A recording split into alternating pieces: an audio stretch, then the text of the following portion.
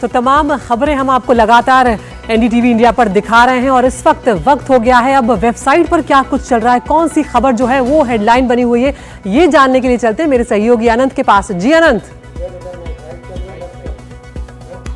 बहुत बहुत शुक्रिया आदित्य आपका। तो हम एक बार फिर से हाजिर हैं तमाम जो हमारी वेबसाइट है उनकी लीड स्टोरी आपको बताने के लिए। तो सबसे पहले हमने यहाँ पर खोला है वेबसाइट एनडीटीवी इंडिया को। तो यहाँ पर जो इसका पहला वेब पेज है, यानी कि जो साइट का पहला पेज है, उस पर 3-4 खबरें प्रमुखता से छापी हैं, लेकिन लीड स्टोरी बनाया गया है धरती के बुखार को। जी हाँ, गर्मी का जो हाल है, नवंबर के महीने में आपको पंखा चलाने की जरूरत पड़ रही है, अभी भी आपको दिन में चुभन महसूस होती है, गर्मी महसूस होती है।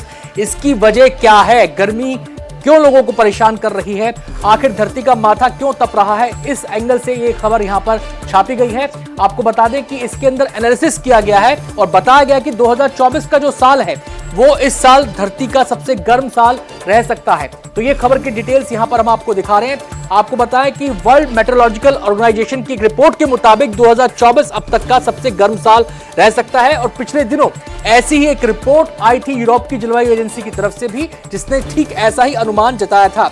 इसमें जो अहम बात निकलकर सामने आती है वो मैं आपको बता दूं कि ये जो एजेंसियां हैं वो ये अनुमान ये जता रही हैं कि जो पूर्व औद्योगिक काल था उससे अगर कंपैरिजन करें हम तापमान का, तो तब से लेकर अब तक 1.5% यानी कि 1.5 डिग्री सेल्सियस का इजाफा तापमान में अब तक हो चुका है। तो एक चिंता का विषय है। लगातार ग्लोबल वार्मिंग को लेकर यहां पर चिंताएं जाहिर की जाती रही हैं और अलग अलग एजेंसी लगातार इस बारे में चेताती रही है। तो एनडीटीवी इंडिया ने इसी खबर को प्रमुखता से यहां पर छापा है।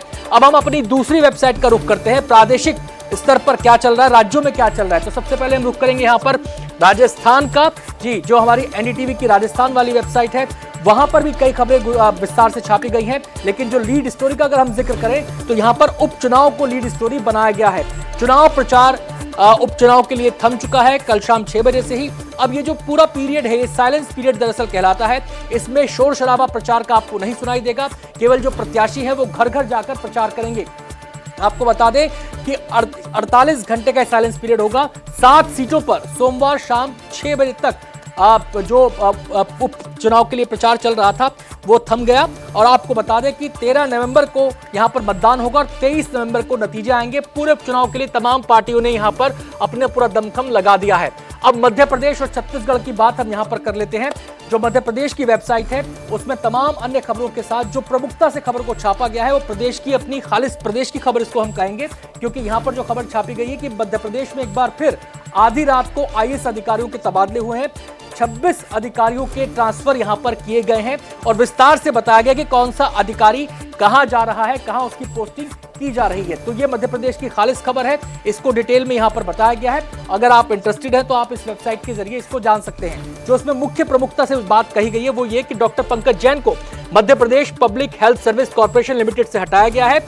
वहीं उमाकांत उमराव को खनिज विभाग और श्रम विभाग के प्रमुख सचिव की जिम्मेदारी मिली है। इसके अलावा पूरी लिस्ट है किस अधिकारी को कहां भेजा गया है।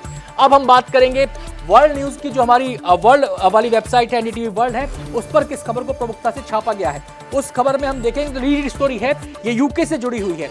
जो 6th जनरेशन स्टेल्थ एयरक्राफ्ट है उसको परमिशन मिल गई, यानी कि उसके निर्माण की परमिशन यहां पर यूके गवर्नमेंट ने दे दी है और विस्तार से इसके बारे में बताया गया है कि आखिर क्यों ये परमिशन दी गई है, किस प्रोजेक्ट के तहत ये परमिशन आगे बढ़ेगी, कितना इसमें खर्चा, कितनी इसकी डिटेलिंग है, ये खबर इसमें पूरी की गई है। और इसके अलावा एक और जो अहम खबर जिस पर मेरी नजर गई है वो ये completely false, Kremlin denies Putin Trump spoke over phone.